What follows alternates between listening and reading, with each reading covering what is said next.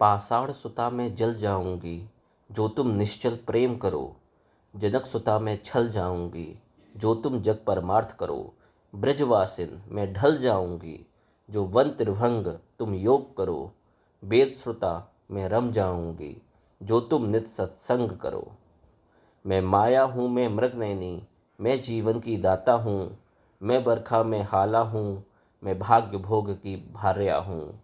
मैं निशब्द प्रेम की मूरत, मैं सांसों की इच्छा हूँ। मैं आकुल आँखों की हलचल, मैं यौवन की व्याकुलता हूँ। मैं इंद्रा हूँ, मैं अड़ जाऊंगी, जो तुम घर में द्रोह करो। मैं कल्पना हूँ, मैं उड़ जाऊंगी, जो तुम नभ से नेह करो। मैं तुलसी हूँ, मैं उग जाऊंगी, जो तुम सात्विक कर्म करो। मैं आशा हूँ, समा बन जाऊंगी, जो तुम मेरे गीत कहो। मैं शाश्वत प्रेम की डाली, जो तुम मेरे वृक्ष बनो।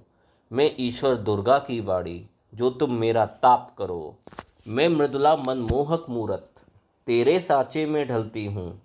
मैं विकृत सहमी सी सूरत, तेरे पारे से जलती हूँ। मैं साकार सृष्टि की बेटी, मैं कण कण में जीवित हूँ। मैं कोसी में यमुना हूँ, मैं तेरे कर्मों की कथनी हूँ। मैं तृष्णा में राखी तेरी, जैसा देखो मैं वैसी हूँ।